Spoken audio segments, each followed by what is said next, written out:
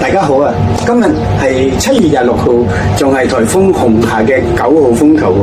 我係劉榮志。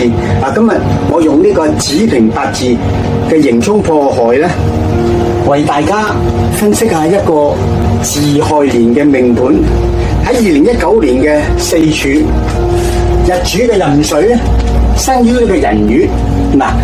喺呢個局之中咧，木咧、火、土咧太過重，水咧又被克蝕咗太過多，屬於個典型嘅身弱。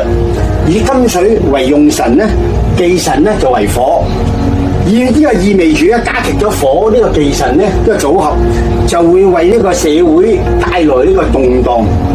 喺中國嘅政治方面咧，第一，年支嘅亥與日支嘅申亥係相害嘅。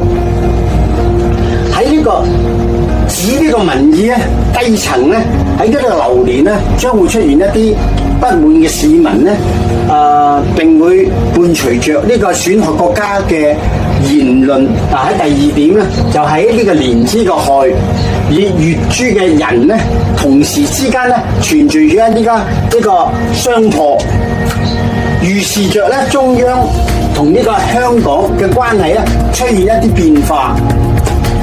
香港嘅社會嘅內部咧，月支嘅寅木與時支嘅午火咧，半合火局。因為巳亥年咧，香港嘅忌神就係火，火局咧會帶往咧直接咗呢個青年人咧表面上咧妒忌咗政府。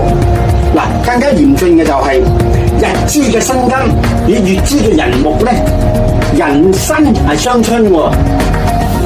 金同木咧係交戰，預言咗咧一種不滿嘅市民咧將會產生咗衝擊政府嘅活動。青年市民同埋中央嘅拉扯咧，會令到港府咧夾喺中間。午亥咧暗合青年人同埋中江嘅某一啲嘅特別情況咧。但係最終咧，因為香港本身咧係屬於壬水喎，水咧就必生木，能量咧就必然化泄咧俾呢一個午嘅亥嘅木，令到港府咧感到泄氣同埋無奈喎。喺今年嘅方面咧，喺呢個日主嘅壬咧申咧透呢個天干，帶來呢個金水呢個旺盛。因為月柱嘅丙寅咧火咧呢個